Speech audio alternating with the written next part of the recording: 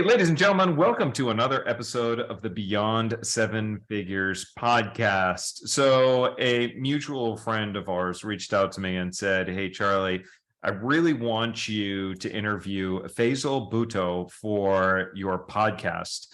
She explained to me that Faisal not only comes from entrepreneurial experience and had a successful exit of his own, but also has worked to build many other successful organizations. And so today's conversation is going to be both from the entrepreneurial standpoint as well as an entrepreneurial perspective of what it takes to create top performing teams.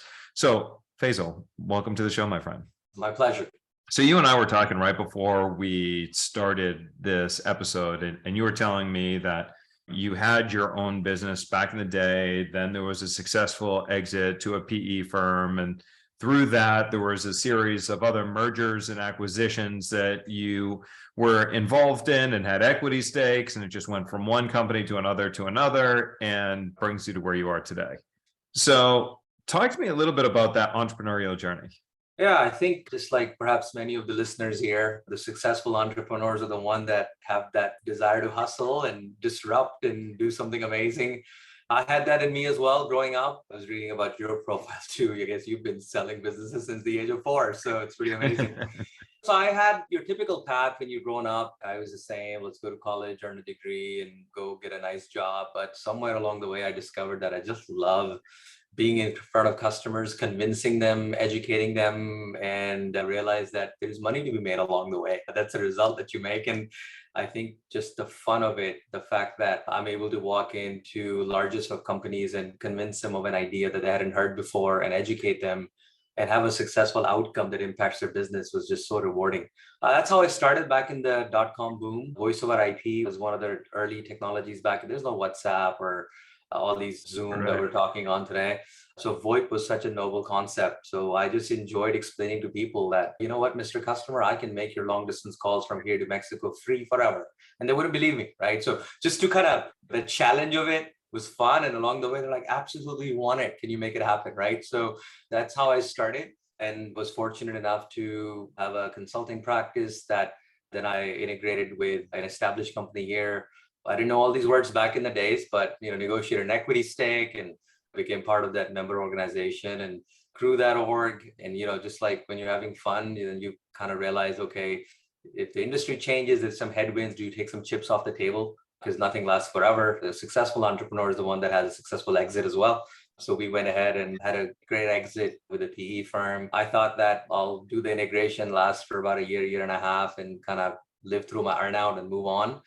But the PE firm, those guys were just amazing. They kept the entrepreneurial spirit alive. They gave me the opportunity to have a second, third bite of the apple by acquiring more companies, staying on the cap table, things like that. So I did that with them late 2019 or so, right before COVID. Went through the whole SPAC process, learned a lot. That was interesting, right? The SPAC boom. So got to experience what it takes to take a company public through a SPAC process. And now we're part of Calian, right? Again, had an opportunity to take the assets that myself and of course my team had built to incorporate into Calian. And so we got a great platform now that we're part of, and I'm going to see how it goes. We're very excited to grow this business even more through acquisition and organic growth. People might think that it's always about starting something on your own by yourself. Perhaps it is, but sometimes when you become part of a bigger picture, you're not the only one, right? You can work with other smarter people to still be entrepreneurial in an organization, I guess. I love it. Now, when you explained your first enterprise, one of the things you talked about was your sales, your marketing ability and whatnot to get the product out there. And I find that for so many business owners, when they start their business, there's this idea that if they build it, it will sell. They build this great thing and they wonder why the heck it hasn't sold or sold fast enough or whatnot. They begin to realize that sales and marketing, it is an important part of taking a business, not just to 1 million, but multiples of millions, 8 figures and so forth. So talk to me a little bit about that experience of what you learned from a sales and marketing perspective and what advice you would give to somebody who might be sitting there right now going, oh, Charlie, you know what? Most of my business is built on word of mouth and referrals right now. Where do I go next? Yeah. So This whole concept of let's have a best business plan and have a strategy and then execute on building and then launching. I get it. I totally understand it, especially people that are very product focused do that. And you have to have your thoughts down. You have to have a business plan, do the competitive analysis and what have you, and test the market. But one thing I've learned is, I fondly call it you build the airplane while you're flying it. I think it's so true in business that you can have the best plans and the strategy, but especially in tech and the business we're in, things change so fast that what you thought 6 months ago might not be relevant anymore, or all kinds of market data and research might also already be stale because something else is happening. So my advice is whatever your idea, whatever your concept is, think of it that you're an enabler and an educator, and go try it out and see if you're able to go convince people to believe in what you're talking about, and are you really solving a problem or not. Sometimes what us as entrepreneurs, we make a mistake that let's have everything ready before we do a launch. I get that, but you don't have to have everything ready, right? You can have it ready enough to go to market, see if you can actually deliver the way you thought you can deliver, and build some reputation and trust to go build upon it. I can experiment with it. I can get some successes and then adjust along the way, right? That's the advice I would give people is try out your idea early, fast, and learn from it so you can kind of mold it and put the right kind of part on their plane as you're trying to fly.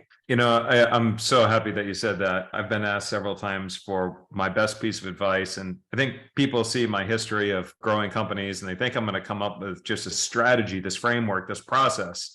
And really, my best piece comes with the fact that you need to take consistent, persistent, imperfect, and uncomfortable action.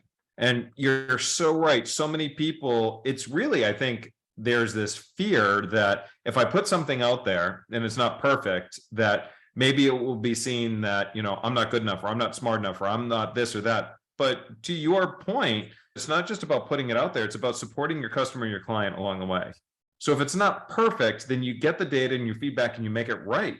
You don't just say, oops, sorry, you paid me and now you have to deal with it. It's like, no, how do we make it right? Let's get the feedback and let's make it right so they have a great experience. No doubt. And I think, look, one thing what I've learned is your good customers, I mean, they're your stakeholders. They want you to succeed. It is true win-win. I mean, you don't want a customer that just wants them to win and you to lose that's not a partnership, right? We talk a lot about partnerships. So the beauty is when you do launch something, when you take something which you don't think is fully baked, or it's okay, be uncomfortable to your point, because the chances are as you're out there pitching that product or that solution and getting feedback, that feedback is coming back to make it better. They actually want you to succeed. Why not get it real time versus kind of doing it in an active passive fashion? Why can't it be not in an active fashion? So people miss that sometimes. Perhaps it is because they don't want to launch something which isn't ready. It might hurt their reputation. The reality is you might miss the boat. I also love that one of your growth strategies, which is very commonly overlooked, is through acquisition. So when you're buying an existing company, what you're buying is somebody's existing momentum. And it's so much easier and faster when a company has momentum to make a few different changes and get a giant return than it is to say, you know what, why don't I just start this idea from scratch? So walk us through, first of all, your acquisition when you were acquired, some of the lessons that you learned, maybe something you wish you did differently, and then we'll get into acquiring another company. Yeah, so let me talk about being acquired, right? First of all, whatever's given on the PowerPoints and due diligence and all that is half of it could be a truth, half of it is just because one party wants to get the deal done and you want to sell, and it's okay. That's fine as well, right?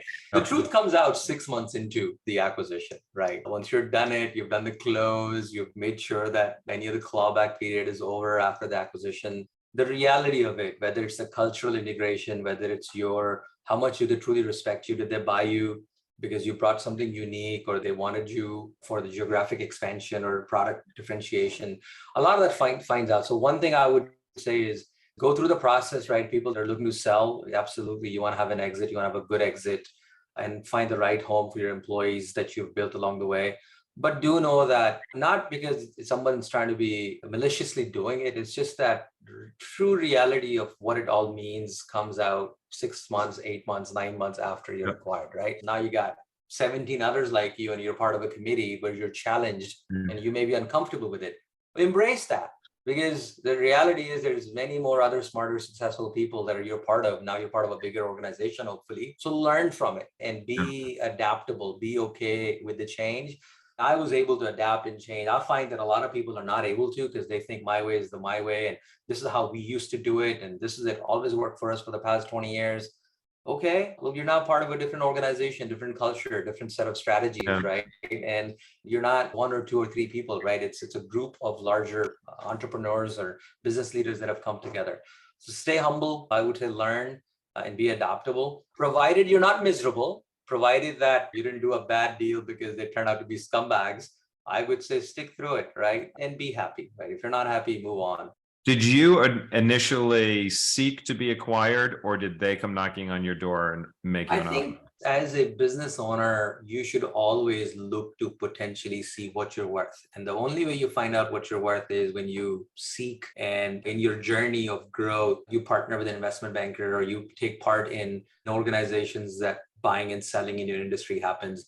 I think we always did that, right? We grew when we took our revenues from 5 million to 10 million. We said, I wonder what we're worth. So we made it part of a business strategy to evaluate what we're worth by, let's call it shopping. And it was window shopping, right? But you just don't know. Sometimes you're window shopping, you're like, wow, I really, really like that. I think I might buy it or might sell it. So that's kind of what happened with us. We were looking kind of window shopping, and then we met some groups, we met some people, and some of our friends in the industry had sold to this group, and we heard great things about this PE group, and we're like, all right, maybe it's time. And then I think there were some competitive pressures as well. You got to be very aware of what's happening in the market.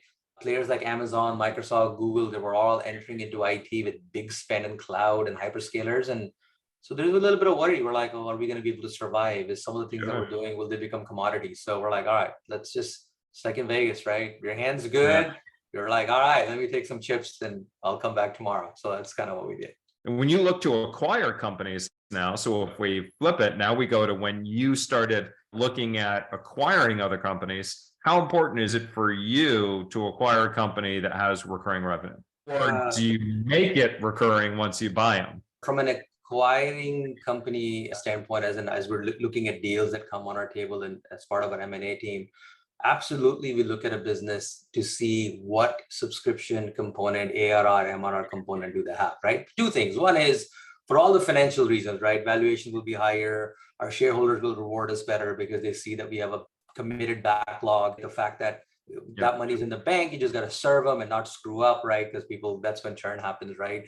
So all those financial motivations are there as well. The other reason we're looking at it is, has a company that we're looking to acquire or business, have they started thinking in the modern economics, which is subscription economics? Meaning, have they truly looked at their business and how do we evolve or transform our business so we can offer IT or cyber as a subscription model, as utility, right? What that shows us is they're thinking ahead, the fact that they have de-risked parts of their business, the fact that they're just building upon last year versus starting from scratch, right? Then we evaluate and say, okay, how good are you when it comes to your customer lifecycle management, when it comes to your customer success, right? Because that matters in a SaaS business or a subscription recurring revenue business. So all these concepts will only be known if you're doing it. So that's definitely part of it when we evaluate companies, right? If we're going to acquire a company who perhaps has started the journey, but they haven't excelled at it because they don't know what they don't know, that's great because we know a whole lot. We've learned along the years what to take and how to scale the business, especially with regarding revenue. We can implement those playbooks and hopefully really make a good use of the capital we deployed, right, by having a much larger return. That's awesome. So tell me a little bit more about the company that you work for now and your role as it stands. Yeah, so Calian is a publicly traded company out of Toronto Stock Exchange. Been in business for 40 years, completed 40 years actually this year. I started back in the early 90s in Ottawa and started as a kind of a consulting staff augmentation business. But over the past few years, under the leadership of our CEO, Kevin Ford, has acquired a lot of interesting business, right? Many acquisitions. So that's been a great success story.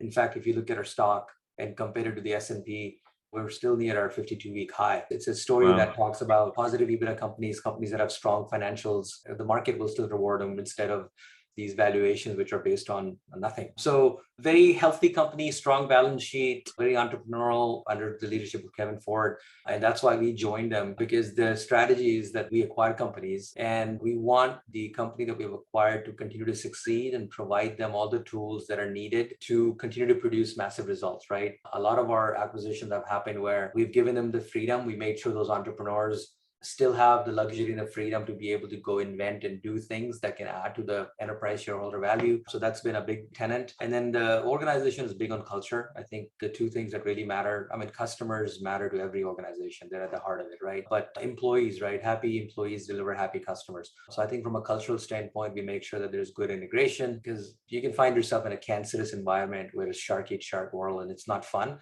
Calian is not that. So we're big on that as well. When we're acquiring companies, we're looking at culture. We want to make sure that our new partners are going to have fun along the way and make money. So that's kind of what's going on. And my role at Calian is I'm the senior VP. I'm in charge of our US cyber and IT services, recurring revenue, subscription services, and all of our cybersecurity business, which is a fast growing, much of a need by all the businesses these days. So yeah, I'm in an exciting role and having a lot of fun. Very cool. And as I understand, managing between 350 and 400 people on top of that. Look, we've a great leadership team. I've got a great partner with me that works with me in the US. So, the two of us, we're trying to make sure this ship continues to go, sail in the right direction, and or this plane keeps flying higher and better and faster. And we keep adding more parts to it to make it more sophisticated. So it's a lot of fun. And at the end of the day, it's about your management team. As entrepreneurs, don't think you're the best and you're the only one. It's your team and you got to take care of them. So make sure they make your life easier along the way. Well, I really like your emphasis on that. It's almost like, going into a restaurant, if your server feels like he or she is being mistreated and doesn't want to eat the food there, that's going to be reflected in their level of service and the way that they present themselves. I think so. I think there's a balance, right? Look, customers have to be at the center of your business. Of course, every business is there to sell to the customer. So that's a given. That's obvious. You want to delight your customers so they become your ambassadors and they truly are loyal to you over the years that they're in business, right? And you want them to grow, right? But a lot of times the teams first is a great point, because you have to be able to go take care of the people that are putting in the effort in making sure that your customers are happy, right? And if your employees are happy, your customers are bound to be happy, right? I'm not saying that just like the whole thing is that customer's always right. No, the customer's not always right.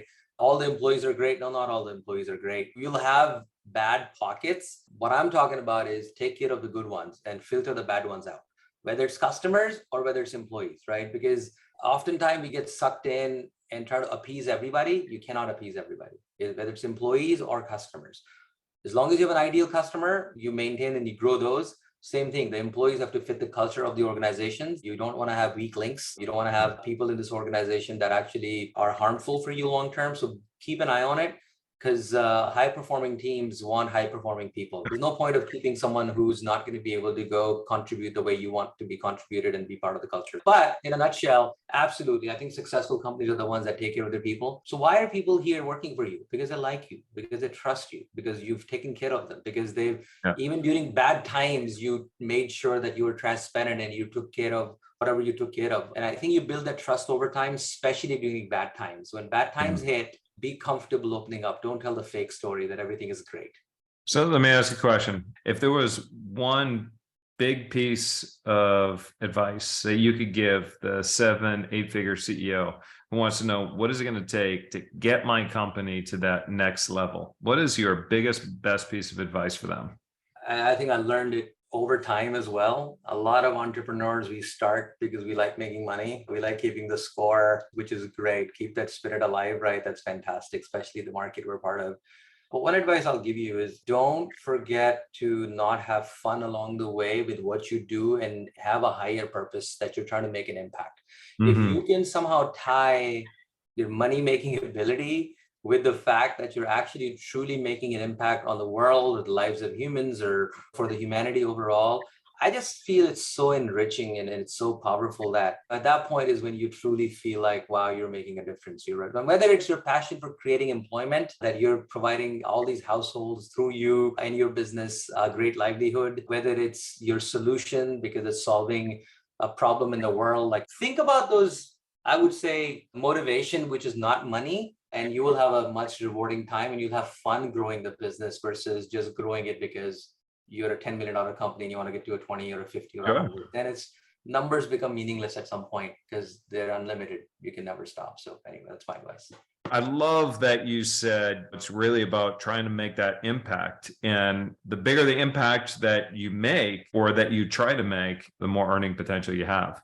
Faisal, if people want to learn more about you or get in contact with you and so forth, what's the best place for us to direct them? Yeah, for my professional, I'm not on TikTok, just FYI. LinkedIn would be the best. I've got many followers and I love to get connected. So it's link.in/fbhutto. You should be able to find me there and love to connect with you and hopefully comment on this podcast. Let us know if there's any questions I can answer. I'd love to do that. You could either look up Faisal Bhutto, FAISALBHUTTO, or you just go to the domain and then /FBHUTTO, and then you can find them. So that wraps up today's episode of the Beyond Seven Figures podcast. For more tips, strategies, information on how to take your company beyond seven figures, also check us out over at predictableprofits.com. Again, that's predictableprofits.com. This is Charles Gaudet with my new friend, Faisal Bhutto, and I will see you in another episode.